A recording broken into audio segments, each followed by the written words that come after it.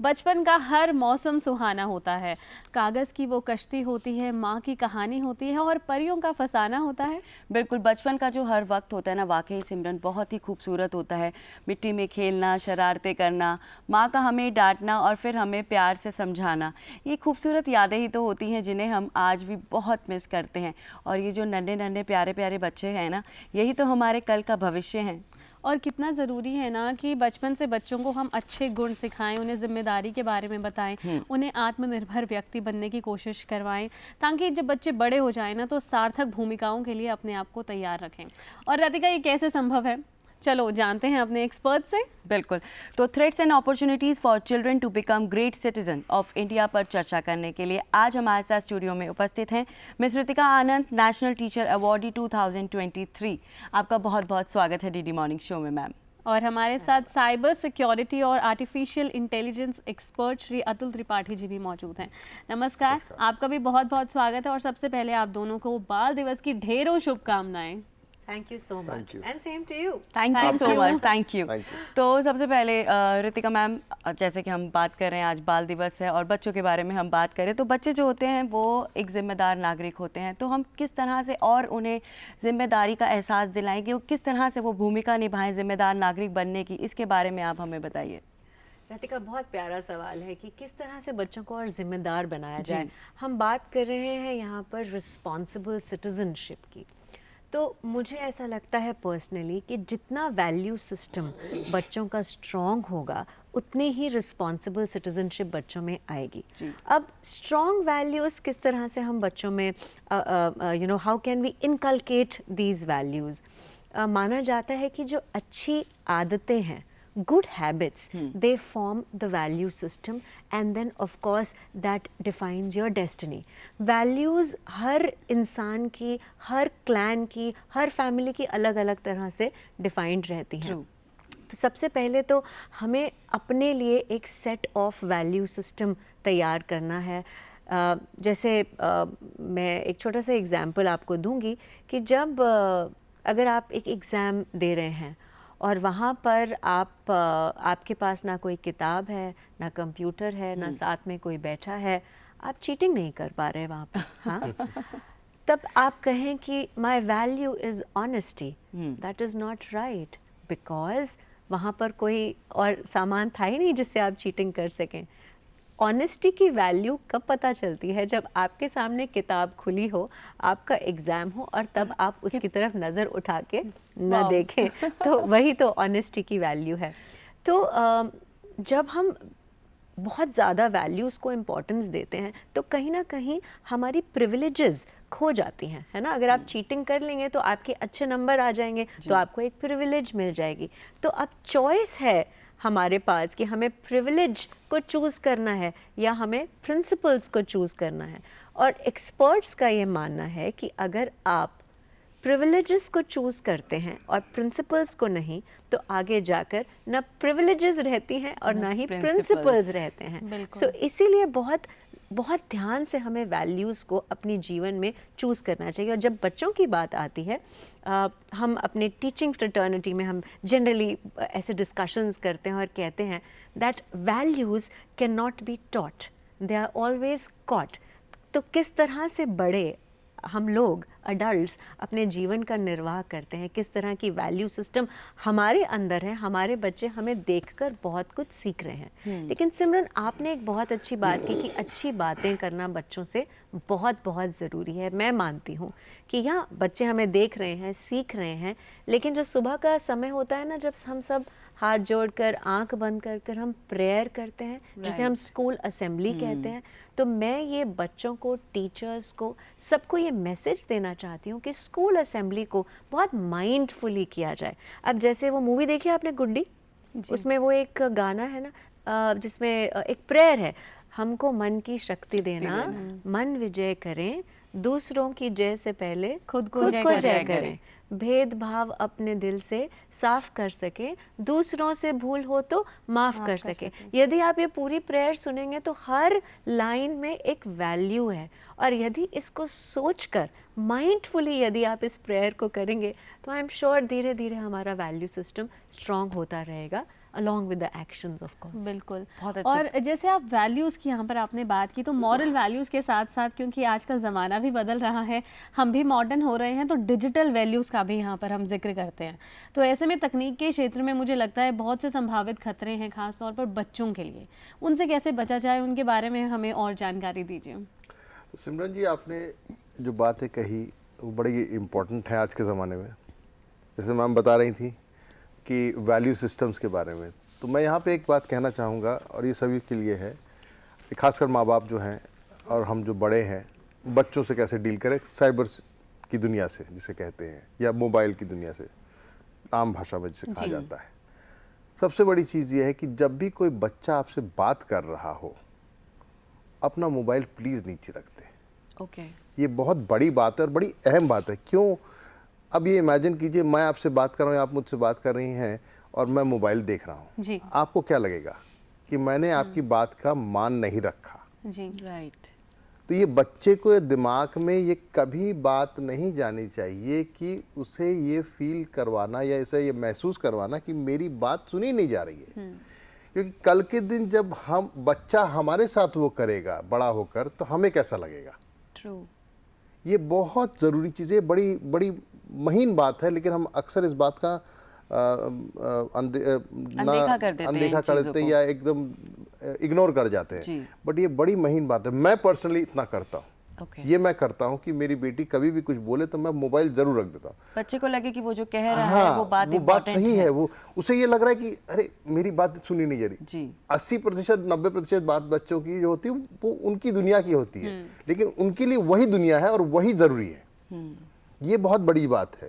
तो ये एक बहुत बड़ा थ्रेट बोलूँगा, बच्चों के प्रति भी है और बड़ों के प्रति भी है। ये एक बिहेवियरल इशू है।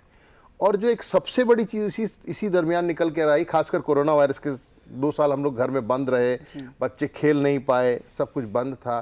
तो अभी आपने दिखाया कि मधुमेह यानी कि डायबिटीज़, वर्ल्ड डायबिटीज़ डे है। अब वर्ल्ड डायबिटीज़ डे में अब आप ये सोचिए आज के दिन बच्चों को कितना डायबिटिक हो रहे हैं। वो हम कार्टून अक्सर देखते हैं कि पहले दिखाते थे कि बच्चे घर में खींचा जा रहा है और आज बच्चों को बाहर खींचा जा रहा है। ये सत्य है, इसमें कोई दो राय नहीं है। तो ये 2-3 चीज़ें जो है, health both physical as well as mental, ये मानसिक और शारीरिक रूप के जो स्वस्थ होना, ये बहुत ज़रूरी हो गया आज के ज़माने में।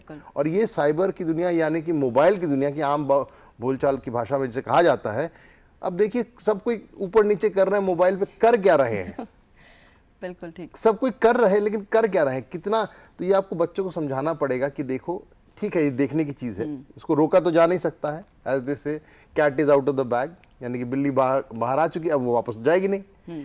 अब चूंकि वो जाएगी नहीं, तो हम उसको बच्चों को कैसे समझाएं कि ठीक है देखो, लेकिन क्या देखो, कितना समय देखो। ये एक बिहेवियरल इशू। और यहाँ पे हमें again as adults, as parents, as teachers, हमें ये देखना होगा कि हम भी बच्चों के सामने उतना ही वैसा ही व्यवहार करें जैसा हम उनसे उपेक्षा करते हैं। अगर मैं सब समय मोबाइल पे लगा हूं तो मैं कैसे बच्चे को कह दूं कि तुम मत देखो। जी जी बिल्कुल। तो ये उचित नहीं है। जब तक मैं सही नहीं रहूंगा तो मैं बच्चे को कैसे हमें खुद एक एग्जाम्पल हमें खुद एग्जाम्पल सेट करना पड़ेगा, तभी हम बच्चों को कह सकेंगे भाई ये गलत है, ये सही है। बहुत एक कॉमन सी बात है, लेकिन बहुत ज़रूरी बात है कि अगर हम बच्चों को बोलते हैं कि मोबाइल का कम से कम इस्तेमाल करें, तो ये हमारे ऊपर भी एप्लीकेबल होता है कि जो वक्त हमने बच्चे के निकाला है वो वक्त बच्चे को ही मिलना चाहिए। अब हमें लगता है कि यार वो उसकी बातें ऐसी हैं, लेकिन वो उसकी दुनिया है, उसकी दुनिया वही है, उसकी दुनिया वही है, उसके लिए वही बातें जरूरी हैं। तभी तो कहते हैं ना कि बचपन का जो वो हर वक्त होता है, वो हर पल होता है, वो इतना खूबसूरत होता है कि हम उसे आज भी जीना चाहते हैं। और जब भी उसे याद करते हैं ना, तो हमारे चेहरे पे एक अलग सी मुस्कुराहट आ जाती है। तो चलिए एक बार फिर से अपने बचपन को जीते हैं, देखते हैं इस रिपोर्ट में। हंसता खेलता मुस्कुराता है बचपन। जी हाँ, बचपन कई खट्टे मीठे स्मृति निर्माण अनुभव लेकर आता है जो हमें जीवन के लिए तैयार करते हैं। जो एक बच्चे की आत्मा को आकार देते हैं, उसके अस्तित्व को गढ़ते हैं और उनके भविष्य के विकल्पों को प्रभावित करते हैं। इन यादों का असर बच्चे के दिमाग पर हमेशा रहता है, चाहे अच्छा हो या बुरा। ये एक बच्चे के व्यक्तित्व को आकार देने में हमारे माता पिता, शिक्षकों और बड़ों द्वारा निभाई गई महत्वपूर्ण भूमिका पर प्रकाश डालता है। बचपन हर दोषों से बेगाना होता है, इसीलिए कहा गया है कि भगवान बसते हैं बचपन में। बच्चे भविष्य के राष्ट्र निर्माता होते हैं। निश्चित रूप से बच्चे ही भविष्य के राष्ट्र निर्माता हैं और होते भी हैं,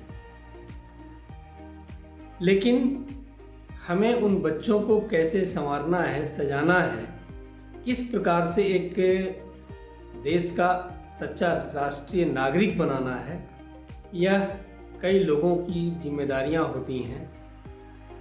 सर्वप्रथम घर की जो माताएं होती हैं, वे बच्चों की पहली शिक्षिका होती हैं। इसके बाद जैसे जैसे बच्चे बढ़ते जाते हैं अपने आसपास से, परिवेश से, समाज से, और इसके बाद विद्यालय के शिक्षक से सीखते हैं। क्या सही और क्या गलत है, इसका बिल्कुल भी ज्ञान नहीं होता। और शायद यही कारण होता है कि इस बचपन का सब कुछ बहुत खूबसूरत होता है। दोस्तों के साथ अल्हड़पन, लड़ाई, मासूमियत से भरी प्यारी प्यारी बातें और साथ ही रोमांचित करने वाली छुट्टियां, यही तो होते हैं इसके रंग। यही बातें इस बचपन को और भी मनभावन बनाती हैं। बड़े होकर हम कैसे सोच वाले इंसान बनते हैं, ये बचपन ही निर्धारित करता है। जिंदगी के दौर में जहां हम कुछ सहसा बोलने या हंसने के पहले सोचते ही नहीं, बचपन में ही हमारी भविष्य की शिक्षाओं, व्यवहार और स्वास्थ्य जैसी चीजों को भी आधार प्रदान किया जाता है। एक सच्चा नागरिक और एक सच्चा देशभक्त वही हो सकता है जिसके अंदर एक सच्ची लगन हो, एक सच्ची निष्ठा हो। और यह निष्ठा और यह लगन कौन प्राप्त कर सकता है?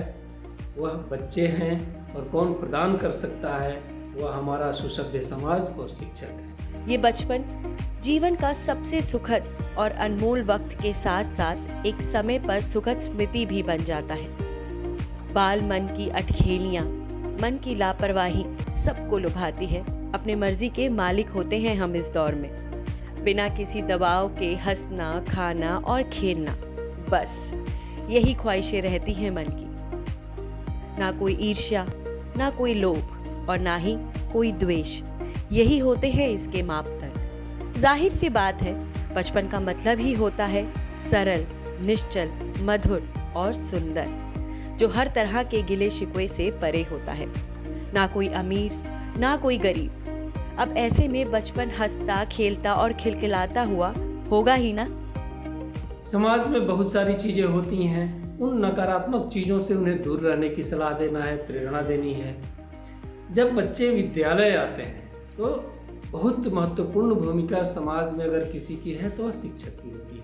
एक शिक्षक के नाते हम समझते हैं और यह अनुभव किए हुए हैं कि बच्चे बहुत कुछ जानते रहते हैं और उनके मन के अंदर बहुत सारी विचारधाराएं व्याप्त होती हैं। वे प्रकट करना चाहते हैं। हमें उनके मनोभावों को समझना होगा, उनके मनोभावों को सोचने की कौशल हमारे अंदर होनी चाहिए और उन्हें सही रास्ते पर कैसे ले जाएं, इसके लिए हमें प्रयास करना होगा। तो आइए हम ये प्रयास जरूर करें कि इस रोजमर्रा की भागती दौड़ती जिंदगी में थोड़ा बचपना अपने अंदर रखें, ताकि जिंदगी के साथ साथ हम भी सहज और थोड़े सरल हों और जिंदगी के हर पल का, हर लम्हे का आनंद उठा सकें। दर्शकों, अभी आपने चिल्ड्रंस डे पर हमारी एक खास रिपोर्ट देखी और हम सब जानते हैं ना कि एक छोटा सा बीज अंकुरित होकर एक विशाल पेड़ बन जाता है और ये तभी संभव होता है जब उस बीज को अच्छी तरह से मिट्टी में गाड़ा जाए। बिल्कुल। और फिर माली उसे सींचता है, उसकी देखभाल करता है, ठीक उसी तरह से जैसे एक बच्चे की देखभाल उसके माँ बाप करते हैं। फिर ये जो नन्हा मुन्ना सा बीज होता है ना, ये एक दिन विशाल पेड़ बन जाता है। और ये जो बीज है ना, ये जो अंकुरित बीज है, ये बिल्कुल हमारे छोटे बच्चों की तरह होता है बड़े होकर जो एक जिम्मेदार नागरिक बनते हैं और बहुत सी मुश्किल परिस्थितियों में खुद को पाते हैं। और मुझे लगता है यदि इनका सही दिशा निर्देश दिया जाए, बचपन से ये गाइडेंस दी जाए ना, तो बच्चे बड़े होकर सब परिस्थितियों से सामना भी कर सकते हैं उनका, और अपना कॉन्फिडेंस भी बरकरार रख सकते हैं। बिल्कुल। तो इसी बात में मिस रितिका आनंद आपसे जानना चाहेंगे कि हम बचपन से ही बच्चों को जो है सही गलत के बारे में अवेयर करते हैं, जो कि ज़रूरी भी है। और आजकल एक और बात है जो हम बच्चों से डिस्कस करना बहुत ज़रूरी समझते हैं, जो कि है गुड टच और बैड टच के बारे में। हम चाहते हैं इसके बारे में आप और एक्सप्लेन हमें करके बताएं। जी बिल्कुल, स्कूलों की, पेरेंट्स की, अभिभावकों की, टीचर्स की ये बहुत बड़ी रिस्पॉन्सिबिलिटी है कि हम बच्चों को बताएं कि किस तरह से अपने आप को सेफ गार्ड करना है ऐसी चीज़ों से, जिसमें first step is to differentiate between good touch and bad touch. What are your private parts and how do you have to protect them is something which we tell the children. अब इसमें बहुत सारे तरीके हैं। इसमें of course class में बात करना, नाटक थिएटर के थ्रू बात करना, प्रेजेंटेशंस दिखाना, लेकिन ये जो प्रयास है ये यहाँ तक ख़त्म नहीं होता। इसके बहुत सारे, इट्स मल्टी डायमेंशनल, क्योंकि आपने बच्चों से बात कर ली, लेकिन आपने बाकी स्टेक होल्डर्स को भी तो आपको you have to sensitise them, उन्हें भी सेंसिटाइज करना बहुत ज़रूरी है। चाहे वो किसी भी शिक्षक संस्थान का सपोर्ट स्टाफ है, टीचर्स हैं, मैनेजमेंट है, ऐसा कोई भी मेंबर जो स्कूल कैंपस में एंटर कर रहा है उसे भी सेंसिटाइज करना। और इसमें से जो निकल के आता है वो है एक बहुत important discussion which is POCSO 2012, which is protection of children from sexual offences. Right. Now POCSO के अंतर्गत ऐसा होता है कि अगर स्कूल में किसी के लिए हमें कंप्लेंट मिलती है कि बच्चे के साथ बैड टच है या कुछ भी है, तो स्कूल्स के लिए अनिवार्य है एक कमेटी बिठाना। उस कमेटी में काफ़ी मेंबर्स रहते हैं, बट उसकी खास बात यह है कि एक मेंबर एनजीओ से, किसी भी एक एनजीओ से जो चाइल्ड एंड विमेन वेलफेयर के लिए काम कर रहे हैं उनसे होना चाहिए। तो एक एक्सटर्नल ऐसा नहीं है कि स्कूल के अंदर ही कुछ भी ऐसी बात होगी और वो बात दब जाएगी। तो बहुत अच्छी बात ये है कि बाहर से लोग भी इस कमेटी के मेंबर्स रहते हैं और ये एक मैंडेट है, हर स्कूल को ऐसी कमेटी बनाना ज़रूरी है। आपको क्या लगता है मिस रितिका आनंद कि इसमें जो पेरेंट और बच्चे का जो आपस का जो अंडरस्टैंडिंग है वो कितनी मजबूत होनी चाहिए, ताकि अगर इस तरह का कोई बच्चे के साथ दुर्व्यवहार होता है तो बच्चा जो है ओपनली अपने पेरेंट्स को शेयर कर पाए?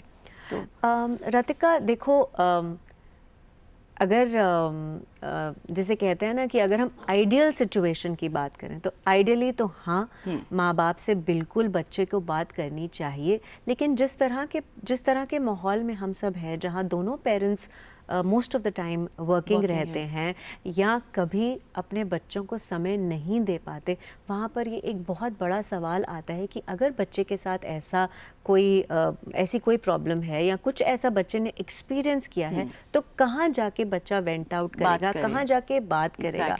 तो यहाँ पर टीचर्स का रोल, स्कूल काउंसलर्स का रोल, पीयर्स आपके जो फ्रेंड्स हैं और साथ के साथ सीनियर स्टूडेंट्स जिन्हें हम स्टूडेंट काउंसिल कहते हैं, तो ये एक सपोर्ट सिस्टम, एक सपोर्ट नेटवर्क क्रिएट करना बहुत ज़रूरी है, जो स्कूलों की ही जिम्मेदारी है। पेरेंट्स की इन्वॉल्वमेंट तो है ही, लेकिन स्कूल की रिस्पॉन्सिबिलिटी ज़्यादा बनती है, बहुत ज़्यादा बनती है। तो to create that safe net for the child is important. Right. तो यहाँ पर ये तो हमने एक फिजिकल एनवायरनमेंट यानी ऑफलाइन वर्ल्ड की बात कर ली, लेकिन अगेन ऑनलाइन वर्ल्ड में भी हमें बहुत कुछ ऐसा देखने को मिलता है। बच्चों के साथ कई बार इस तरह की गतिविधियाँ हो जाती हैं या फिर ऐसे इंसिडेंट्स के बच्चे शिकार हो जाते हैं जो उन्हें समझ ही नहीं आता कि अब करें क्या, बात किससे करें और वेयर टू वेंट आउट, किससे मदद मांगें। तो सर वहाँ पर बच्चों को क्या करना चाहिए, उसके बारे में हमें बताएं।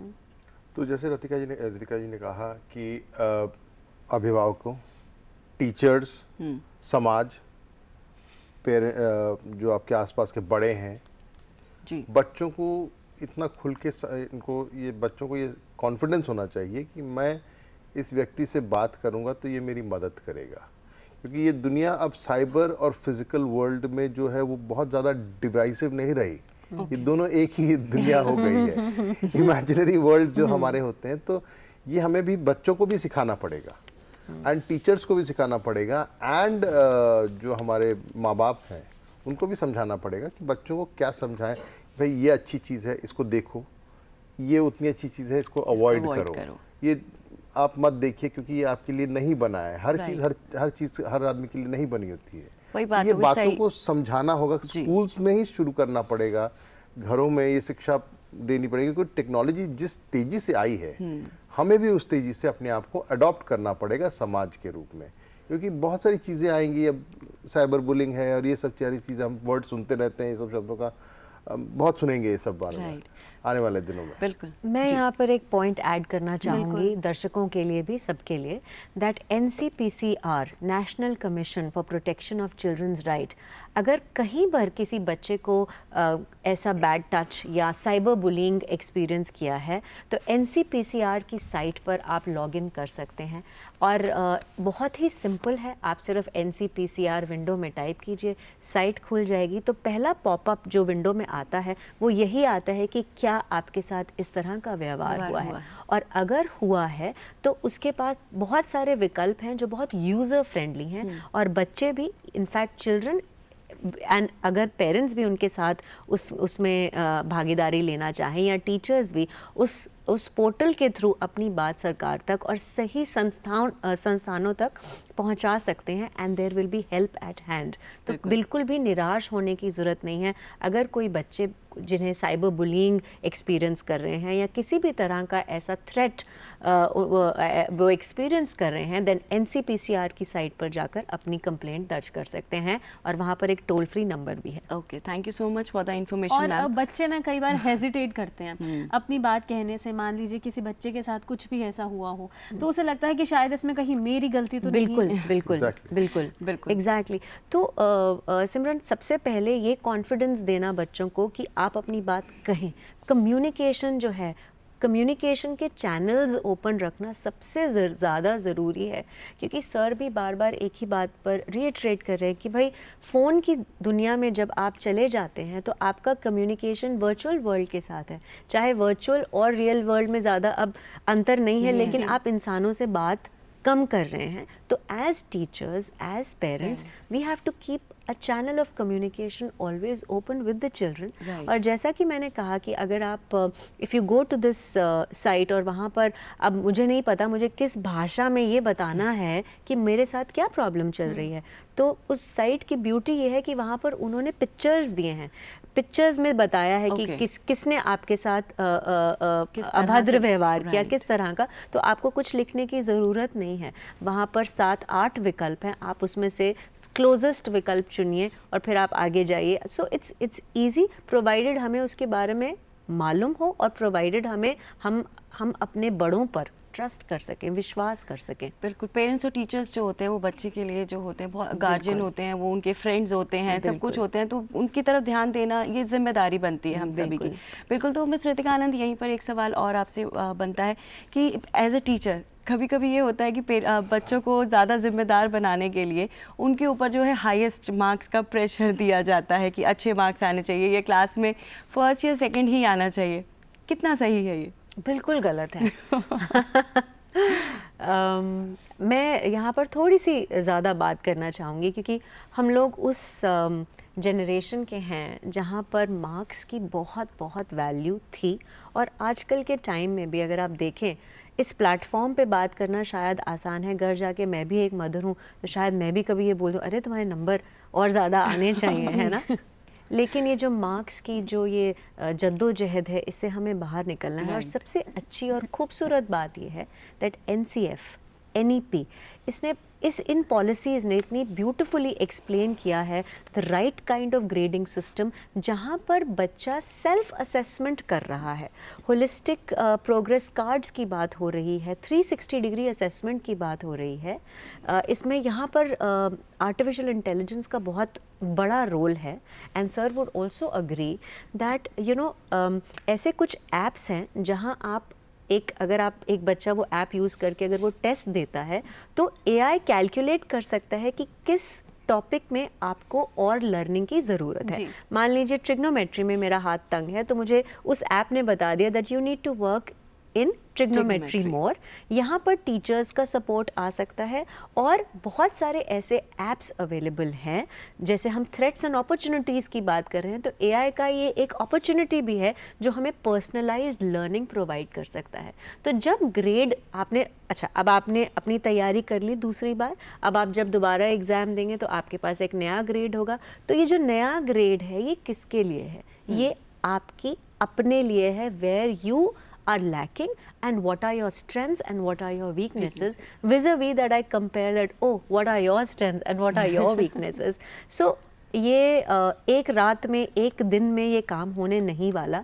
सबसे पहले पेरेंट्स को, टीचर्स को खुद ही समझना है कि भाई हमें इन मार्क्स के इस जंजाल से बाहर आकर, जो ग्रेडिंग सिस्टम है Ratika, it's an imperfect system है, ज़रूरी है, लेकिन अभी वाला जो सिस्टम है वो इम्परफेक्ट है। परफेक्ट तो कभी नहीं होगा, लेकिन हमें इसे ज़रूर, we have to build on that, where assessment is more of self assessment, peer assessment, assessment by the teachers.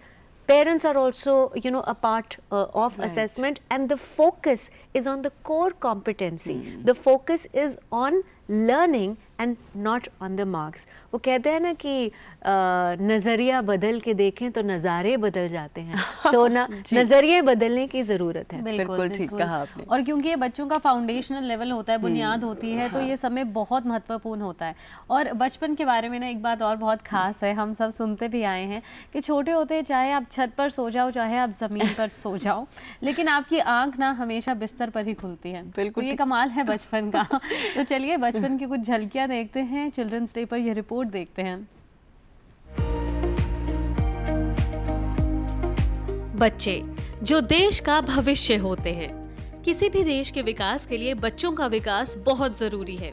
ऐसे में समाज और देश की जिम्मेदारी है कि बच्चों को रहने योग्य बेहतर माहौल और अच्छी शिक्षा दी जाए। इन्हीं भावी प्रतिभाओं के चेहरे पर मुस्कान लाने के लिए भारत हर साल 14 नवंबर को बाल दिवस के तौर पर मनाता है। बाल दिवस भारत के बच्चों के लिए एक खास दिन होता है।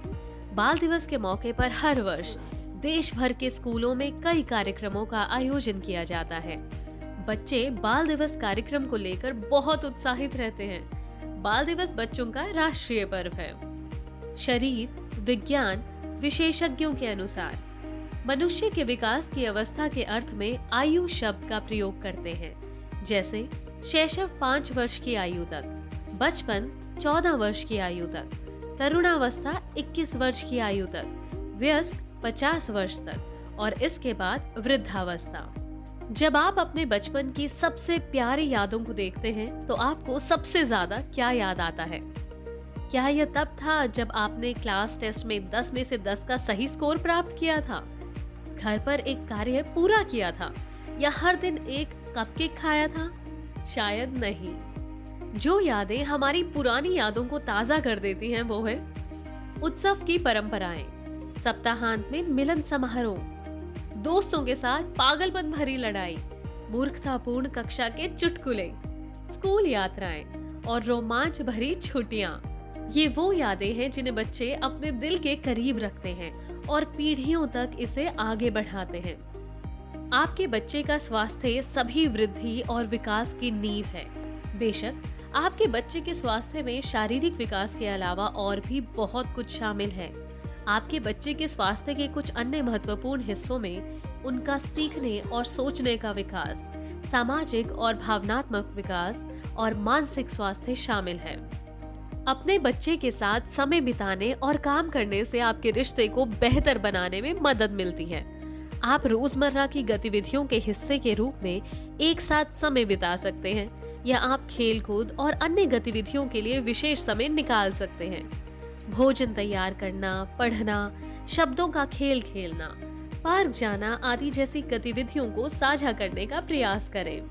तो जरूरत है कि हमें पढ़ाई के साथ साथ बच्चों के बचपन को भी बरकरार रखना होगा, क्योंकि बचपन ही है जहां बच्चे की मानसिक स्थिति और शारीरिक स्थिति मजबूत होती है।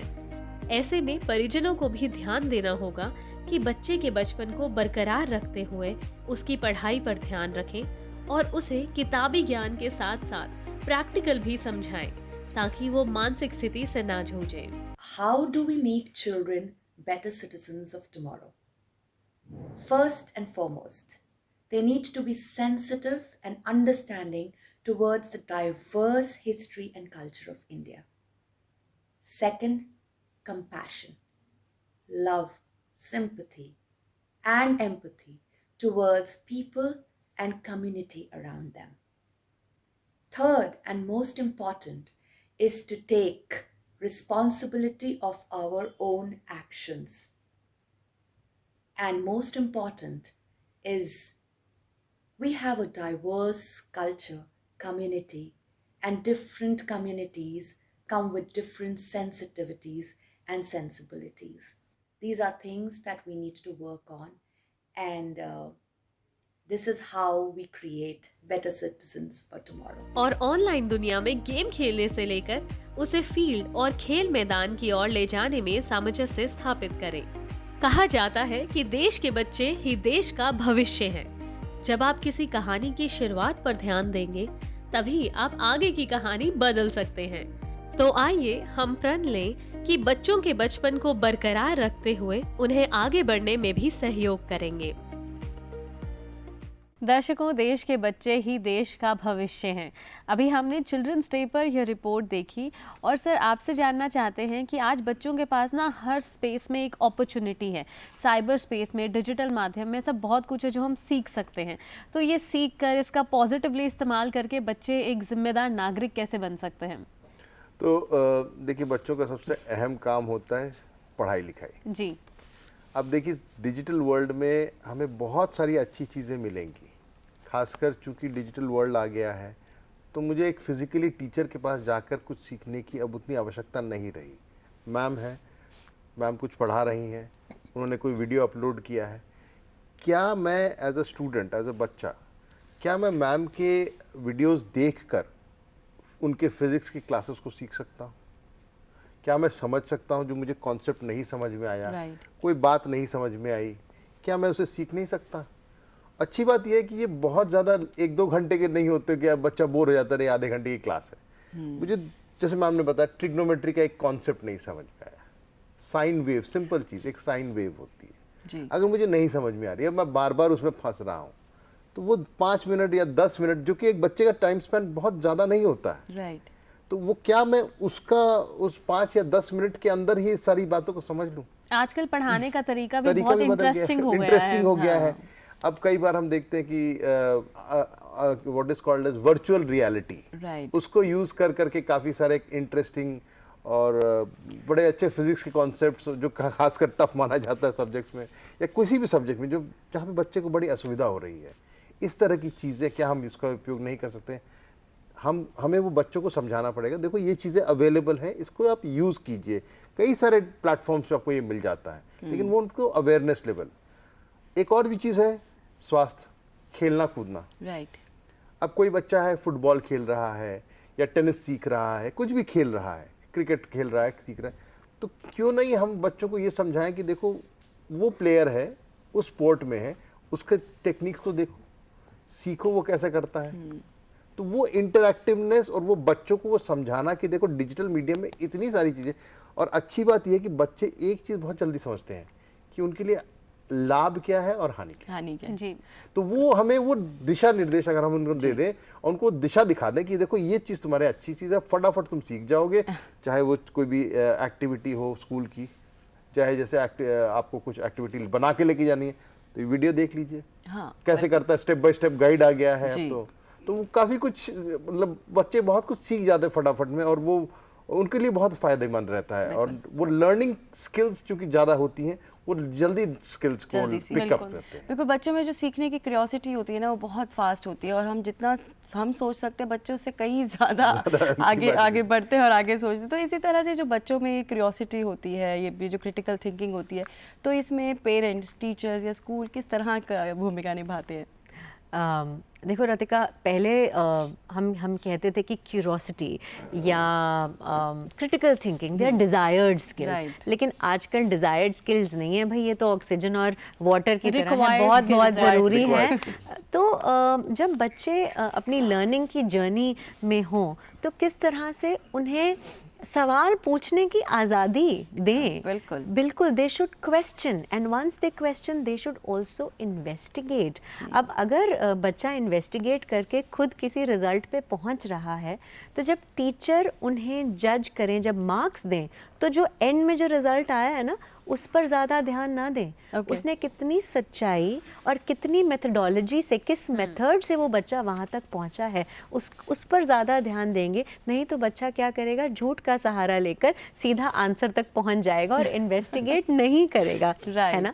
और दूसरी जो इम्पॉर्टेंट चीज़ है वो ये है कि अपने स्टूडेंट्स को, बच्चों को जितना ज़्यादा नेचर के पास रखेंगे, उतनी ज़्यादा क्यूरियोसिटी, उतनी ज़्यादा क्रिटिकल थिंकिंग बढ़ेगी। एक अगर समय है तो एक छोटा सा एग्जाम्पल दूंगी मैं यहाँ पर कि ये बात है करीब 1940 की। एक साइंटिस्ट थे, उनका नाम था जॉर्ज ए मेस्ट्राल। अब ये स्विस साइंटिस्ट थे। ये अपने कुत्ते को घुमाना लेके जा रहे थे स्विस एल्प्स में, और जब ये घुमाते घुमाते घर वापस आते थे तो देखते थे कि इनकी पतलून पर और कुत्ते के फर पे बहुत सारे प्लांट्स का, कुछ कॉकल बर एक नाम का एक प्लांट होता है, वो चिपके रहते हैं। तो उन्हें बड़ी हैरानगी होती थी कि भाई ये क्या चिपक गया मेरे पैंट्स पे और कुत्ते के फर पे। तो उसको निकाल के वो माइक्रोस्कोप में देखा करते थे कि भाई ऐसा क्या है कि ये जो प्लांट है, जब भी हम उस रास्ते से गुजरते हैं वो चिपक जाता है। तो उन्होंने देखा कि किस तरह से क्या लूप और हुक की कोई एक थ्योरी निकाली, और उस थ्योरी से उन्होंने वेलक्रो का इन्वेंशन किया। अब वेलक्रो तो हम रोज़मर्रा की चीज़ है, जूतों में वेलक्रो है, बैग में वेलक्रो है।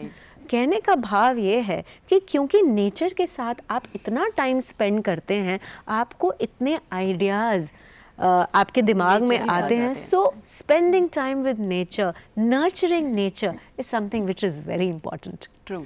और जब हम इम्पॉर्टेंट चीज़ों की बात करते हैं तो सर, डिजिटल लिटरेसी भी एक कॉन्सेप्ट है जिसके बारे में बच्चों को पता होना चाहिए। उसके बारे में हमें बताएं, इसका कैसे इस्तेमाल कर सकते हैं हम? डिजिटल लिटरेसी तो एक सबसे बड़ी अभी ज़रूरत बन गई है समाज के लिए, ये सभी के लिए, और ख़ासकर बच्चों के लिए, क्योंकि यही भविष्य है हमारा। और यही अगर सही और गलत में अंतराल कर लें, ये फासला कर लें कि क्या सही है क्या गलत है, तुरंत वो समस्या समाधान हो जाता है जी। तो हमें पहले तो ये बताना पड़ेगा सही क्या है, क्योंकि अच्छी चीज़ों से शुरुआत कीजिए ना। हम अक्सर बच्चों को ये मत देखो, लेकिन क्या देखो ये क्यों नहीं बताते? ट्रू। हमें पहले ये बताना है कि ये देखो, वो मत देखो तो मत ना में कोई भी, जैसे हम कहते हैं डोंट स्टार्ट विद नो। जैसे ही आपने नो से स्टार्ट कर दिया तो बच्चे की क्यूरियोसिटी बढ़ जाएगी। अच्छा, उसको कैसे हैंडल किया जाए? तो बेहतर ये है कि आप ये मत बोलिए कि ये मत देखो। आप बच्चा कुछ देख रहा है जिसको आपको लगता है कि वो नहीं देखना चाहिए, किसी भी कारण से हो, तो आप उसको ये बोलिए, अच्छा ये देख रहे कोई बात नहीं, ये जरा देखो, ये देखो तो कैसा चीज है। बिल्कुल ठीक। तो वो एक स्टार्टिंग पॉइंट डिजिटल लिटरेसी की यहीं से होती है। यही एक शुरुआत है जहां से आप कह सकते हैं कि साहब ये देखिए, ये आपके लिए अच्छा है। फिर बच्चा क्या होगा कि और चार आगे चीजें देखें, जैसे मैम ने बताया कि क्यूरियोसिटी बहुत ज्यादा है। अब क्यूरियोसिटी ज्यादा है तो वो ऑब्वियसली ज़्यादा एक्सप्लोर करेगा। अब ज़्यादा एक्सप्लोर करेगा तो यानी कि और आगे बढ़ेगा। तो वो जो ना वाली बात थी वो अपने आप धीरे धीरे धीरे धीरे देखेंगे, कुछ समय के बाद वो पीछे छूट जाता है, क्योंकि वो उतना उस दुनिया में, पॉजिटिव दुनिया में पहुंच चुका होता है बच्चा। अच्छा, मज़े की बात ये है कि ये डिजिटल वर्ल्ड जो है वो एक इमेजिनेटिव वर्ल्ड है जी, ये रियल तो है नहीं जी। अब बच्चे को अच्छा लगता है क्योंकि बच्चे इमेजिनेटिव वर्ल्ड में रहते हैं, तो उनसे वो कोरिलेट करते हैं और यही आगे वो लेके जाएंगे। और आने वाले दिनों में हम भी देखेंगे एज एडल्ट्स कि वो चीज़ें होंगी कि इमेजिनेटिव वर्ल्ड हमारे लिए, फिजिकल वर्ल्ड और इमेजिनेटिव वर्ल्ड के लिए बिटवीन कॉन्फ्लिक्ट है, क्योंकि हमने टेक्नोलॉजी को इवॉल्व होते हुए देखा है। बिल्कुल, वो टेक्नोलॉजी के साथ पैदा हुए जी, बिल्कुल। तो वो रास्ता हमें उन्हें दिखाना है। और मैम, इसी तरह से आपको क्या लगता है कि डिजिटल वर्ल्ड में बच्चों के पास कितनी अपॉर्चुनिटीज है, कितना स्कोप है आज? I think the scope is humongous. और हमारे, जैसे कि सर ने कहा कि हमारे बच्चे जो अब आने वाली जो जनरेशन है, they have seen technology, they were born with technology. और सबसे ब्यूटीफुल बात ये है कि देखिए, बरसों पहले जब इलेक्ट्रिसिटी इस दुनिया में आई तो हर जैसे कहते हैं कि चाहे वो हॉस्पिटल्स हो, स्कूल्स हो, इंडस्ट्री हो, हर एरिया को इलेक्ट्रिसिटी ने छुआ, ऐसे हर एरिया को टेक्नोलॉजी छू रही है और इसका जो इम्पैक्ट है वो फार एंड वाइड है and it's going to be very very fruitful for children. और एक छोटा सा, आज हम देख रहे हैं लाइफ बहुत फास्ट हो रही है, हर चीज़ बहुत जल्द, बच्चे भी बहुत क्यूरियोसिटी की हम बात कर रहे हैं, बच्चों बहुत जल्दी बोर हो जाते हैं, तो कहीं ना कहीं पेरेंट्स का एक रोल रहता है। साथ ही हम ये भी जानना चाहेंगे कि सेल्फ डिपेंडेंट होना एक बच्चे के लिए कितना इंपॉर्टेंट आप मानते हैं ज़रूरी है आजकल? सेल्फ डिपेंडेंट होना इज़ अगेन अ स्किल और उसके लिए बच्चों को आप जितना एक जिसे कहते हैं ना कि जितना उन्हें डिसिप्लिन में लेकर आएंगे, जैसे सुबह उठ के सिर्फ अपना बिस्तर बनाना, यही एक मुझे लगता है यहीं से शुरुआत है आपके दिन की और यहीं से आप धीरे धीरे इसी से शुरू करें तो आप सेल्फ डिपेंडेंस की राह पर चल पड़ेंगे। बिल्कुल, और बिल्कुल ठीक कहा मैम ने कि अगर बच्चों को हम आत्मनिर्भरता की राह पर चलाते हैं तो उनका विकास बहुत आसानी से होगा और वो किसी भी परिस्थिति का सामना जो है वो बहुत ही ईजीली कर पाएंगे। तुम तो सब समझ गई रहती का। मैम ने समझाया, सर ने समझाया इतने अच्छे तरीके से। तो दर्शकों, आज हम threats and opportunities for children के बारे में बात कर रहे थे, that how they can become great citizens of the country. चर्चा में हमारे साथ मौजूद थी मिस रितिका आनंद। आपका बहुत बहुत शुक्रिया आपके समय के लिए, इस जानकारी के लिए धन्यवाद। Atul Tripathi sir, cyber security and AI expert, आपका भी बहुत बहुत शुक्रिया आज डीडी मॉर्निंग शो में आने के लिए और अपने व्यूज हमारे साथ शेयर करने के लिए। Happy children's day. Happy Children's Day. Thank you so much. Thank you.